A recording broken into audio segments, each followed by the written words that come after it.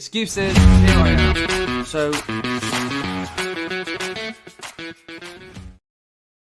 hi guys, I'm Stephen Edwards and I'm the founder of Grow Profit First Accountants, and welcome to the Profit First podcast. If you've been following me for some time, you will know I'm a certified Profit First accountant.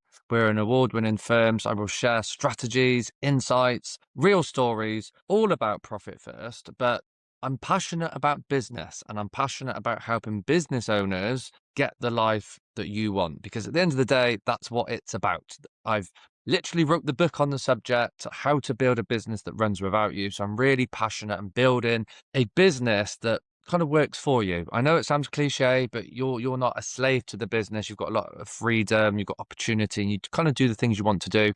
But I understand to be able to do that, which is the topic of the conversation this week, based off a real conversation with a business owner, is that you need to have the money. You need to sort the money out. You need to sort the finances out. You need to understand your numbers. You need the cash flow, and that's where Profit First comes in. And I'm going to give you a little bit of a recap just in case you're new to Profit First or new to the podcast. So you might have read the book, and the book is fantastic, by Mike Michalowicz. It's changed a lot of people's lives. And quite simply, the system behind Profit First is all about Parkinson's law.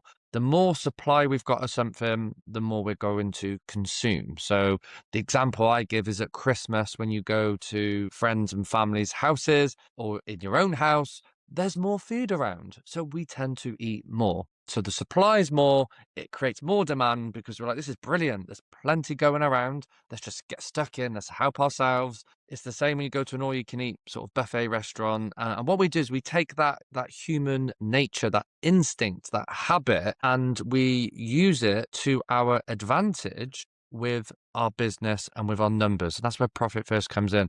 How can we create the illusion that you've got less money available and it makes you more resourceful? It makes you more innovative. It makes you more creative, because you've probably seen and you've probably experienced this in your own life. Often when people earn more money, they haven't always got more spare money because they spend more money. They've got a bigger mortgage. They've got probably a more expensive car lease. They probably go out for more meals. They probably spend more on coffees, more on clothes, and so on. And that's why Profit First works. It's not about just cutting your expenses. It's about playing with our habits, because as business owners, we're not trained to be accountants and bookkeepers and go through our numbers on a weekly basis, a daily basis. We absolutely believe help educating you as a business owner. When we work with people one-to-one, we help you understand your numbers. We understand your profit and loss, understand your margins, your KPIs, the key kind of numbers that really matter in your business, your cash flow, your profitability. However, in the real world,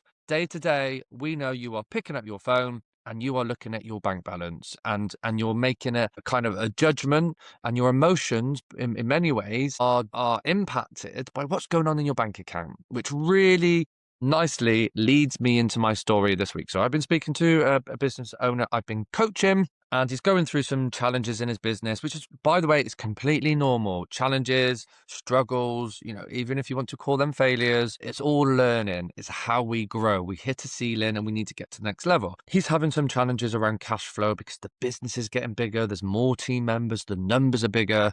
It's there's more at stake. There's more pressure. And I've been working with him to help him understand, first and foremost, kind of as a business coach, as opposed to a Profit First accountant. But the sensible place to start is his numbers, because there's no point me talking about what needs fixing in your business. What can you improve? What's the challenges? If I don't really know what's going on. And in Profit First, when we work with clients in my firm, Grow Profit First, we do a profit assessment and we create a profit plan for you. And it's like getting on the scales at the gym. If you go to the gym, you want to get in shape, we need to understand where you are.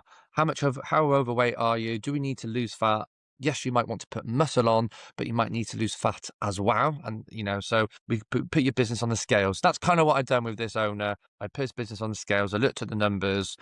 And in this case, he even had an accountant already who's been working with him. And quite simply, before I dive into everything else, I got the picture by reviewing 18 months worth of his figures there and then on our first phone call. And I went through the numbers, and yes, cash flow is a problem. But I said, you haven't actually got a cash flow problem. Yes, we know you've got a cash flow problem, but that's a symptom. It's not the root cause. What is really causing the cash flow problems? There's normally a root cause. And it might be that your model's not working. It might be that you're not charging enough. It might be that your team's not efficient. And all of those could be valid things. And I looked at the numbers and I quite simply said, you've got a profitability problem. You're not making enough money because the numbers are way too tight to give you the buffer, the freedom, the flexibility, the peace of mind with your cash flow. So why have we got a profitability problem in our business? What's the next thing to look at? Well, that's the $1 million question. The first thing is to ask thoughtful questions, is to understand, act like a consultant, when we work with people, is drill in and understand what is really the problem. So now we're going down the right path. Yes, there's cash flow problems. Stuff needs to happen in the short term. How am I going to pay the VAT? How am I going to pay the wages? How am I going to pay the suppliers? How am I going to pay the PAYE and all those sort of things that we need to do to stay afloat? How am I going to pay myself and pay my own mortgage? However, let's understand why you're not making enough money. And then we do benchmarking. We do financial modeling. What does best in class look like for your business? What should be possible? What do we know is possible? Because we've seen other clients, other businesses do it. Before we even get to the aspirational figures that can be completely life-changing longer term, how can we understand what does good look like? So, for example, I don't know, let's pretend you're a 100-meter sprinter and my son's actually a 100-meter sprinter. He plays football and he's kind of addicted to the gym and he jogs and he was actually ranked in the 21st fastest kid at under 15 years old in the country for 100-meter sprint without much training. I'd love to say gets it from me. My wife thinks he gets it from her, but it's probably a combination of both. But he's his own person at the end of the day. But when he's tracking his time, he's below 12 seconds, but he's looking for a low 11-second time. He's trying to get to I think he's done 11.4 might be his fastest, 11.4 seconds. But how do we know 11.4 seconds is good?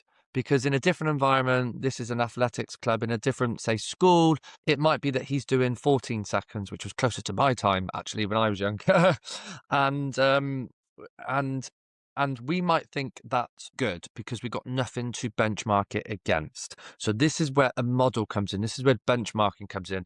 How do you know your business is performing? You need to take a step outside of yourself and understand what does good look like. And we help people do that. And that's what we've been doing in this particular case. So the takeaway, I guess, today, guys, is if you've got a cash flow problem, that is virtually never the real problem.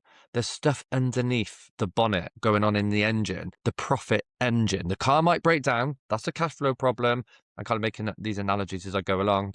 The car is breaking down, but actually that's the cash flow problem. But when we lift up the bonnet, there could be something wrong with the engine, and that's a profit problem. Then we diagnose, where is the profit problem? Is it the cam bout? Is it the oil low? I'm not very practical. I'm not a mechanic, so I won't guess all the parts in an engine. But is it a sensor that's off? And actually, in many ways, that's the first thing we need to do when we work with people is understand the sensors, calibrate, understand what's going wrong when it goes wrong, rather than waiting 3 months, 6 months, a year down the line, and you've got all these major problems. So if you've got a cash flow problem, it's more than likely, not always, because I've got clients where they're simply getting paid every 2 or 3 months from big corporate customers, and that creates a timing problem with the cash flow. But if you're not getting paid on account and stuff like that, and you're not waiting a long time to get paid from your customers, then there's a strong chance you've got a profitability problem. And that could be to do with pricing. It could be to do with your team structure. Maybe it's not lean, it's not efficient. It could be to do with your processes.